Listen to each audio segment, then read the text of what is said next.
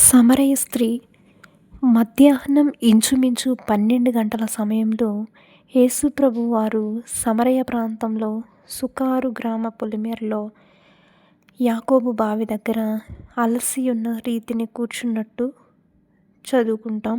యోహాను సువార్త 4వ అధ్యాయం 6వ వచనం 7వ వచనాల ప్రకారం.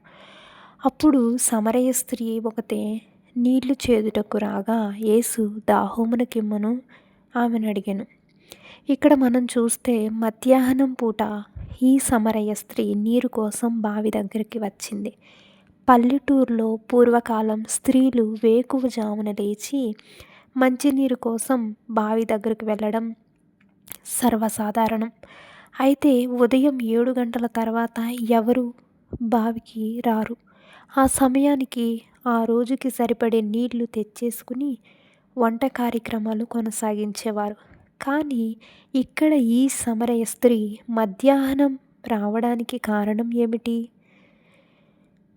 మొట్టమొదటిగా తెచ్చుకున్న నీరు అయిపోయిందా? తర్వాత వచనాల ప్రకారం ఎంత మాత్రం కాదు. రెండవది ప్రైవసీ కోసమా, ఒంటరితనం కోసమా ఏమో తెలీదు. ఒకవేళ ఒంటరితనం ఆశిస్తే ఏ కారణాల వలన? మూడవదిగా ఆ సమయంలో ఎవరూ బావి దగ్గర ఉండరని తెలుసా? ఎందుకు?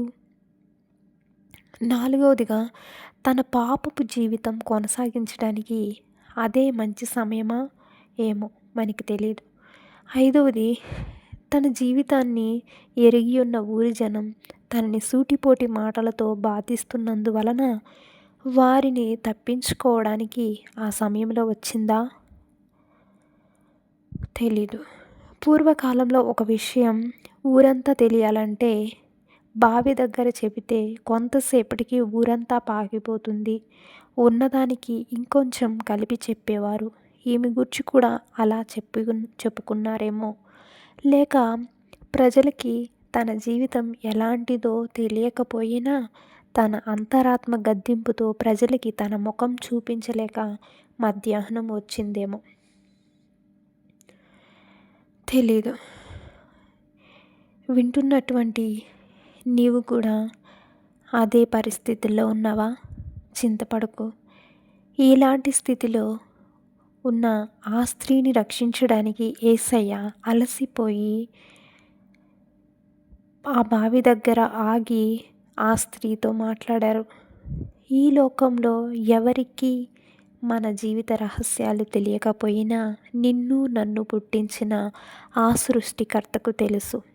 ఆ సమరయ స్త్రీ ఆ సమయంలో అక్కడికి వస్తుందని తెలిసే యేసయ్య అక్కడికి వెళ్ళి రక్షణను అందించారు.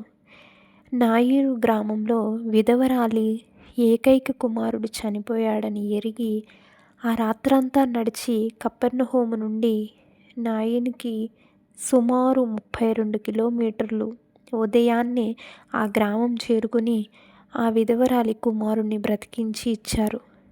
యేసయ్యను చూడాలని ఎప్పటినుంచో ఆశిస్తున్న పొట్టి జక్కయ్య కోసం ఆ ఊరు వచ్చి మేడు చెట్టు ఎక్కి కూర్చున్న జక్కయ్యను పేరు పెట్టి మరీ పిలిచి అంటున్నారు, జక్కయ్య త్వరగా దిగుము, నేడు నేను నీ ఇంట బస చేయవలసి ఉంది. మనం చేసే ప్రతి ఆక్రందన, ప్రతి ప్రార్థన ఆయనకు వినబడుతుంది.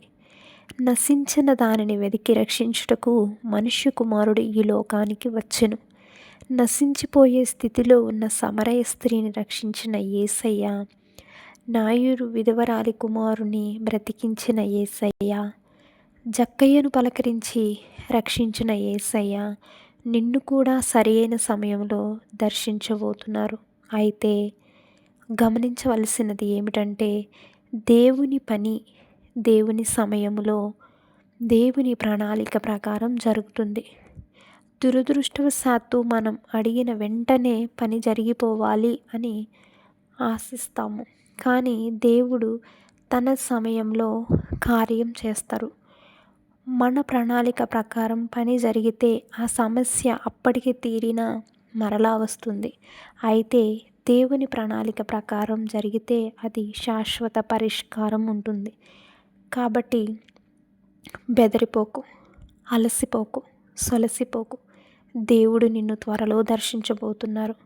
సమరయ స్త్రీని రక్షించడానికి మధ్యాహ్నం వేళ కలిసిన దేవుడు నిన్ను కూడా దర్శించబోచున్నారు. ఆమేన్.